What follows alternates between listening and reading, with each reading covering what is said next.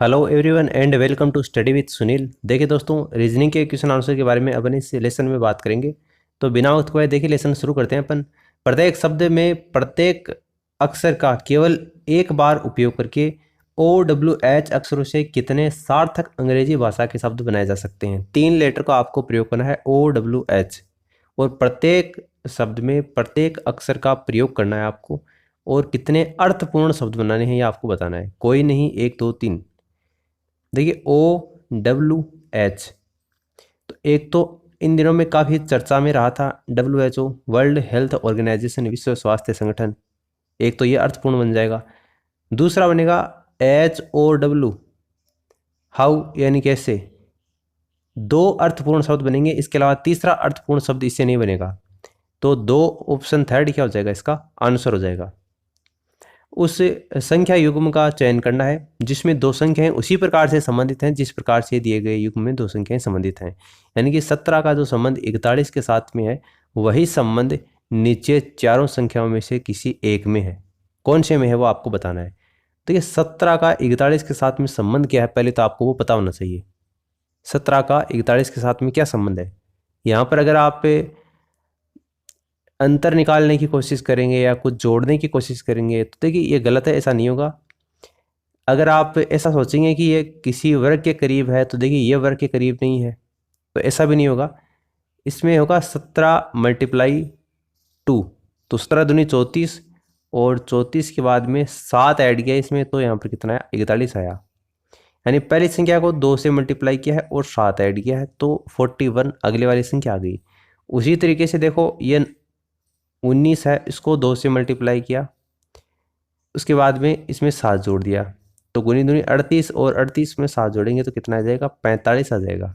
ठीक है, तो ये बिल्कुल इस नियम को जो फॉलो कर रहा है, बिल्कुल इसी नियम को ये नीचे वाली संख्या फॉलो कर रही है। और बाकी के ये जो 3 ऑप्शन है वो देख लो आप। इसको 2 से मल्टीप्लाई करोगे और फिर 7 जोड़ोगे तो आगे वाली संख्या नहीं आएगी। इसमें भी 2 से गुणा करके 7 ऐड करोगे तो ये संख्या नहीं आएगी, और इसमें भी ये संख्या नहीं आएगी। केवल 19:45 ऑप्शन फर्स्ट क्या हो जाएगा, इसका करेक्ट आंसर हो जाएगा। अगला देखो, अस्मा और उसके दादाजी की वर्तमान आयु का योग कितना दे रखा है आपको, 80 वर्ष दे रखा है। अब से 10 साल के बाद में अस्मा की आयु उसके दादा की आयु की 1/4 होगी। यानी कि 1/4 का मतलब है अगर 4 साल का दादाजी होगा तो 1 साल की कौन होगी, अस्मा होगी, तो ये 1:4 में होगी। आपको बताना है कि अस्मा की वर्तमान आयु क्या होगी। देखिए फ्रेंड्स, इस तरीके का कोई भी क्वेश्चन अगर आपको एग्जाम में दिया जाता है और आपको 4 ऑप्शन दिए जाते हैं, तो सीधा सा एक तरीका है आपको एग्जाम के अंतर्गत ऑप्शन अप्रोच से क्वेश्चन को सोल्व करना है। ऑप्शन अप्रोच को अपनानी है, ऑप्शन को उठाकर ही क्वेश्चन में रखना है, और कौन सा ऑप्शन है वो क्वेश्चन को सेटिस्फाई करता है वही उसका आंसर हो जाएगा।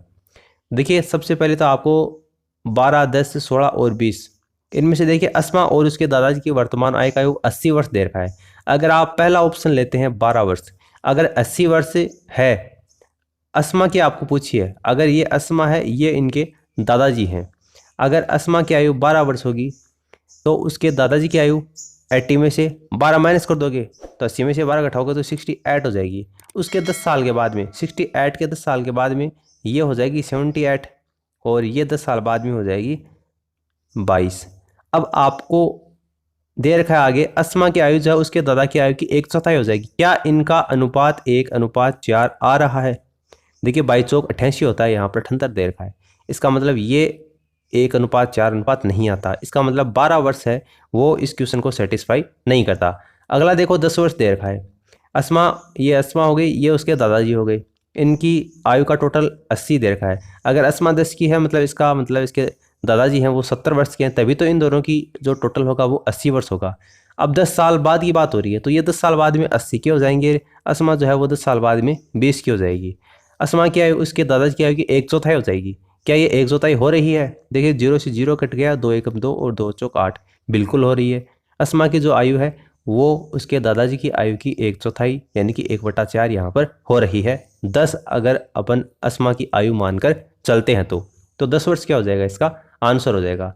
अगर 10 वर्ष भी नहीं आता तो अपन 16 वर्ष मानते, 20 वर्ष मानते। कहने का मतलब है ऑप्शन अप्रोच से ही इस क्वेश्चन को सोल्व करते ताकि ये क्वेश्चन जल्दी और आसानी से सोल्व हो जाए। निम्नलिखित शब्दों की व्यवस्था को तार्किक और सार्थक क्रम में इंगित करने के लिए विकल्प का कौन सा चयन आपको करना है। देखिए शब्द आपको देखें, एक शेल दे रखा है, एक पाक विधि, मीट, बकरा और उपार्जन, ये शब्द दे रखे हैं और नीचे आपको इनका अरेंजमेंट करके दे रखा है, यानी पहले कौन सा आएगा उसके बाद में एक निश्चित अनुक्रम को फॉलो करता है। ये करेक्ट ऑर्डर कौन सा होगा वो आपको बताना है। सबसे पहले कौन सी चीज़ आएगी उसके बाद में कौन सी आएगी। कहने का मतलब है गोट आएगा, ये रेसिपी आएगी, सेल आएगा, उससे अर्निंग होगी, या मीट आएगा, पहले कौन सा आएगा। तो देखिए आपको नीचे अगर आप ऑप्शन पे नज़र डालेंगे तो पहले 4 दे रखा है, 4 दे रखा है और यहाँ पर भी 4 दे रखा है। एक ही ऑप्शन है जिसमें 5 दे रखा है, तो ये तो प्रोबेबिलिटी बहुत कम हो जाती है ये ऑप्शन सही होने की। अगर 3 ऑप्शन में आपको स्टार्टिंग में दे रखा ना, इसका मतलब इन तीनों में से ही आंसर होता है। ये भी एक क्वेश्चन करने का तरीका होता है। अगर आपको ऑप्शन छोड़ना है ना तो इस तरीके से देखा करो, अगर 3 ऑप्शन में एक जैसे दे रखा है ना, एक अलग है ना, तो ये सोच लिया करो उन तीनों में से ही आंसर होगा, जो अलग दे रखा है ना वो आंसर नहीं होगा। तो ये क्वेश्चन करने का थोड़ा सा तरीका होता है। उसके बाद में देखो अगर इन तीनों में से होगा ना, तो देखो पहले आपको पता होना चाहिए पहले क्या आता है। अब सीधी सी बात है, पहले तो गोट आता है। अरे पहले बकरा ही तो आएगा ना, तभी तो वो कटेगा, उसका मांस बनेगा, वो बिकेगा, कमाई होगी। पहले बकरा होगा तभी तो होगी ना वो सारी चीज़ें। तो पहले गोट, पहले बकरा होता है, उसके बाद मीट होता है, ठीक है, बकरा, उसके बाद मीट, उसके बाद में उसकी रेसिपी बनती है, ठीक है, ये नाम भी कुछ इसी तरीके से दे दिए, उसकी रेसिपी बनती है, उसके बाद में वो बिकता है, सेल होता है, और उसके बाद में उपार्जन यानी कि कमाई होती है। तो ये प्रोसेस होती है, पहले गोट यानी कि बकरा, उसके बाद में उसका मीट बनता है, उसके बाद में पाक विधि यानी रेसिपी बनती है, उसके बाद में वो बिकता है और उसके बाद में उसकी कमाई होती है। तो इस तरीके से 4 3 2 1 5, 4 3 2 1 5, 4 3 2 1 5 आपको ऑप्शन फोर्थ में दे रखा है, बिल्कुल करेक्ट ऑर्डर यही इसका आंसर हो जाएगा। आगे वाला क्वेश्चन आपको ब्लड रिलेशन वाले टॉपिक में से दे रखा है कि पी है वो क्यू की बहन है, क्यू आर के पिता हैं, एस का विवाह पी से हुआ है, पी का कोई भी बच्चा नहीं है, एस क्यू से किस प्रकार संबंधित है। एस क्यू का क्या लगता है, क्या वो ब्रदर इन लॉ लगता है, भाई लगता है, अंकल लगता है, या फिर कज़न लगता है। तो आप चाहें तो वीडियो को पॉज कर सकते हैं और खुद से इस क्वेश्चन को सोल्व कर सकते हैं।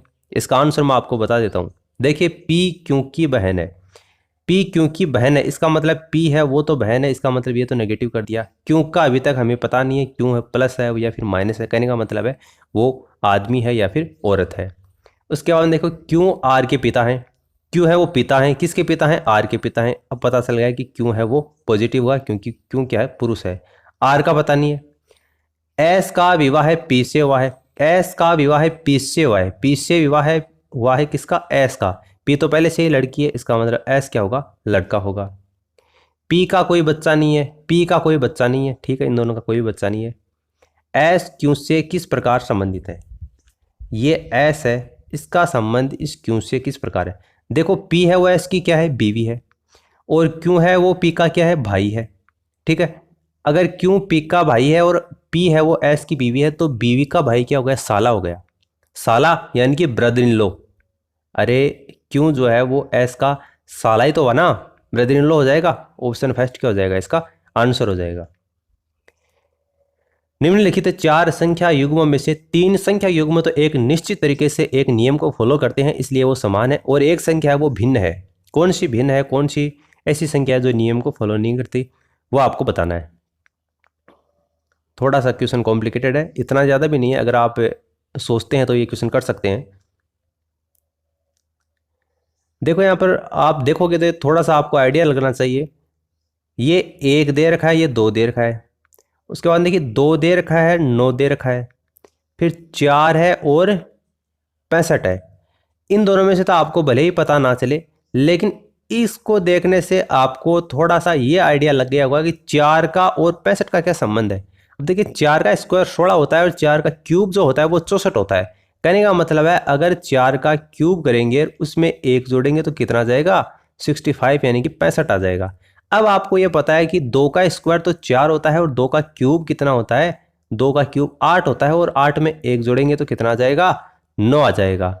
अब आप इस नियम को भी फॉलो कर लोगी, 1 का स्क्वायर 1 ही होता है और 1 का क्यूब भी क्या होता है, 1 ही होता है, और उसमें 1 जोड़ेंगे तो कितना आएगा, 2 आएगा। यानी कि ये जो तीनों संख्या हैं वो इसे क्यूब करके 1 जोड़ने वाले नियम को फॉलो कर रही हैं। तो अब इस को भी देखो, ये 3 दे रखा है, तो 3 का क्यूब कितना होता है? 27 होता है, और 27 में एक आपको जोड़ना पड़ेगा, तो कितना आ जाएगा? 28 आ जाएगा। लेकिन आपको यहाँ पर 28 नहीं दे रखा है, यहाँ पर आपको कितना दे रखा है? 27 ही दे रखा है। यानी कि ये जो तीनों संख्या है ना, ये तो एक निश्चित नियम को फॉलो करती हैं, लेकिन 3:27 उस निश्चित नियम को फॉलो नहीं करता, इसलिए 3:27 इन तीनों से भिन्न है, और यही क्या हो जाएगा? इसका आंसर हो जाएगा। आगे देखो, यदि आज से 3 दिन बाद में मंगलवार होगा, तो बीते कल से 4 दिन पहले कौन सा दिन था? बढ़िया क्वेश्चन है ये भी। देखो, इसको चाहे तो आप दो तरीके से कर सकते हैं, या तो आप इसको ऐसे कर सकते हैं कि देखिए, आज से 3 दिन बाद, आज यानी कि ये टुडे हो गया, ये टुडे हो गया, टुडे के 3 दिन बाद में, तो टुडे में 3 जोड़ दिया, तो आज में 3 जोड़ दिया, तो क्या आदमी कौन सा वार आएगा? मंगलवार आएगा, यानी कि ट्यूसडे आ जाएगा। उसके बाद में देखो, अगर आज से 3 दिन बाद ट्यूसडे हो गया, तो यहाँ से टुडे की वैल्यू निकाल लो, यहाँ से टुडे की वैल्यू निकाल लोगे तो ये ट्यूसडे -3 हो जाएगा। और ट्यूसडे -3 यानी कि मंगलवार में से 3 अगर आप माइनस करोगे तो यहाँ पर सैटरडे आ जाएगा। यानी आज कौन सा वार है? आज सैटरडे है। अगर आज सैटरडे है तो यस्टरडे को कौन सा वार था, ये बताओ आप मुझे। अगर आज सैटरडे है तो यस्टरडे को कौन सा हुआ? फ्राइडे हुआ। अरे सीधी सी बात है, फ्राइडे होगा ना। और कल से 4 दिन पहले, अब कल का तो अपन को पता है फ्राइडे था, और कल से 4 दिन पहले, तो ये फ्राइडे है, फ्राइडे में से 4 माइनस कर दो, तो फ्राइडे में से 4 माइनस कर दो तो क्या आता है? मंडे आता है। या तो आप इसको ऐसे सोल्व कर लो। इसके अलावा दूसरा तरीका है, आप इस क्वेश्चन को, अब देखो आंसर तो आपको पता चल गया, सोमवार रहेगा। दूसरा तरीका यह है कि आज के 3 दिन बाद में मंगलवार है, ये जो पॉइंट है ना, ये पॉइंट ये आज का है, उसके 3 दिन बाद में क्या है? मंगलवार है। यानी कि ये 1, ये 2 और ये 3, इस दिन को क्या होगा? इस दिन को मंगलवार होगा। अगर इस दिन को मंगलवार है तो इस दिन को क्या होगा? सोमवार होगा। ठीक है। और इस दिन को क्या होगा? रविवार होगा।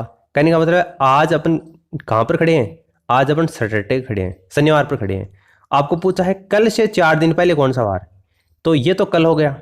उससे 4 दिन पहले पूछा है, तो 1, 2, 3, ये 4, इस वार के बारे में आपको पूछा है। अगर आज सैटरडे है तो कल कौन सा वार होगा?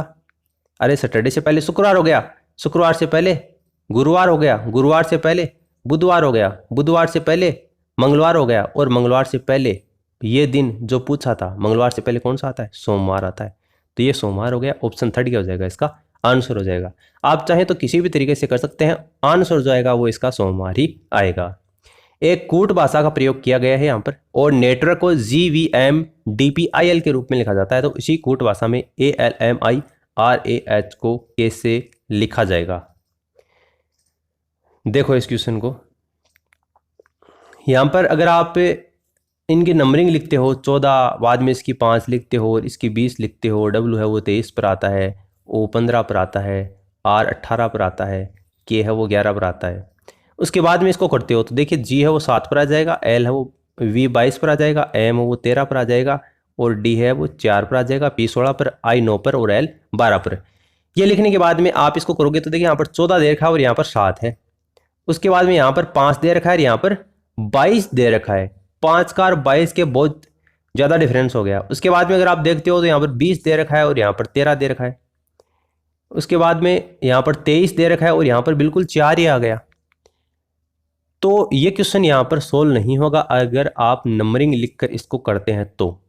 इसके अलावा ऐसा कौन सा तरीका ये क्वेश्चन सोल्व होगा? तो देखो, इसको आप पहले से तो ऐसे लिखो, जैसे आपको दे रखा है नेटवर्क, तो इसको नेटवर्क लिख लिया। उसके बाद में इसके नीचे ये लिखो GVM DPIL, ये लिख लिया। अब ये क्वेश्चन मुझे इसका इसलिए पता चल गया क्योंकि मुझे जो है वो सारे अल्फ़ाबेट याद हैं।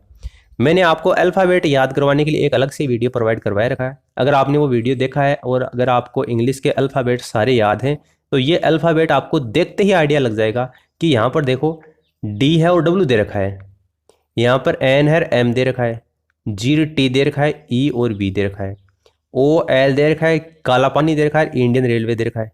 कहने का मतलब मैं आपको यहाँ पर क्या समझाना चाहता हूँ, ये जो लेटर है ना, ये एक दूसरे के अपोजिट दे रखे हैं और अपोजिट भी देखो 3 3 के ग्रुप में दे रखे हैं, जैसे 3 यहाँ पर है, फिर 20 वाला छूट गया और 3 यहाँ पर है। अब दूध वाला, ये डी से दूध और डब्ल्यू से वाला, यानी कि डी का उल्टा क्या होता है, डब्ल्यू होता है। उसी तरीके से माई नेम, एम का उल्टा एन हो गया, इंडी बाद में यहाँ पर एन ई टी है, तो ये हो गया ग्रांड ट्रंट रोड, जी का टी हो गया। बाद में एल ओ वी ई, तो एल का अपोजिट ओ होता है, वी का अपोजिट ई होता है, इसलिए वी ई हो गया। और यहाँ पर एल ओ वी फिर से, तो एल का ओ हो गया, ये काला पानी की सजा, के का पी हो गया, और इंडियन रेलवे आई का आर हो गया। कहने का मतलब ये जो लेटर हैं वो एक दूसरे के अपोजिट दे रखे हैं। अब आपको पूछा है A L M I R A H, 3 3 का ग्रुप बनाना है। आई का अपोजिट क्या होता है, आर होता है इंडियन रेलवे का। अब आपको इसका अपोजिट तो यहाँ लिखना है, इसका अपोजिट यहाँ लिखना है, और इसका सिद्ध में लिखना है। इसका अपोजिट तो यहाँ लिखना है, इसका अपोजिट यहाँ लिखना है, इसका अपोजिट सिद्ध में लिखना है। अब देखो ए का अपोजिट क्या होता है, जेड होता है आज़ाद, एम का अपोजिट एन होता है my name, L O V E love, बाद में आर का इधर देखो, आर का अपोजिट क्या होता है, इंडियन रेलवे आई होता है, एच का एस हम सफ़र, और ए का जेड आज़ाद। तो ये शब्द बनेगा N O Z R S Z I, N O Z R S Z I, आपको ऑप्शन फर्स्ट में ही दे रखा है, ध्यान से देखो, बिल्कुल ऐसा का ऐसा ही यहाँ पर बना है। अगर आपको इंग्लिश अल्फ़ाबेट के अपोजिट अच्छी तरीके से याद है तो ये क्वेश्चन आप कर पाओगे, वरना अगर आप नंबरिंग लिखोगे तो वो लिख कर ही बैठे रहोगे, एग्जाम में टाइम ही खराब हो जाएगा, 3 4 क्वेश्चन का टाइम ये अकेला सवाल खा जाएगा और आपसे सोल्व नहीं होगा। तो ज़रूरी है अगर आप कोडिंग डेकोडिंग का चैप्टर सोल्व कर रहे हैं तो आपको सारी नंबरिंग पहले से याद हो। आप वो वीडियो देख लेना, उसमें मैंने आपको अच्छी तरीके से ट्रिक के माध्यम से समझाया, सारे मैंने आपको याद करवाए हैं। आगे वाला देखो, सिमरन ने पश्चिम दिशा में 15 मीटर की दूरी तय की, फिर वो दाएं मुड़ी और 10 मीटर की दूरी तय की, उसके बाद में वो दोबारा दाएं मुड़ी और 5 मीटर की दूरी तय की, और अंत में वह बाएं मुड़ी और 15 किलोमीटर की दूरी तय की। आपको बताने कि अब कौन सी दिशा में चल रही है, यानी आपको इस बार दूरी नहीं पूछे कि प्रारंभिक बिंदु से अंतिम बिंदु की दूरी क्या होगी वगैरह वगैरह, आपको केवल ये पूछा है कि कौन सी दिशा में अभी वो चल रही है, और आगे आपको नीचे दिशा दे रखी है पश्चिम पूर्व दक्षिण उत्तर। ठीक है, इस क्वेश्चन को करते हैं। मान लीजिए ये प्रारंभिक पॉइंट है, यहाँ से चलना वो शुरू होती है, पश्चिम दिशा की ओर 15 मीटर की दूरी तय की, ये पश्चिम दिशा हो गई। ये तो आपको पता ना, ये उत्तर दक्षिण होता है और ये पूर्व पश्चिम होता है। ठीक है, ये नॉर्थ है, ये साउथ है, ये ईस्ट है और ये वेस्ट होता है। अब यहाँ से चली और ये पश्चिम दिशा की ओर चली, कितनी चली, 15 मीटर की। उसके बाद में वो दाएं मुड़ी। अब अगर इधर जा रही है कोई बंदा या कोई बंदी, तो अगर उसका दाएं किधर होगा, ऊपर होगा। ठीक है, दाएं मुड़ी और 10 मीटर की दूरी पर चली।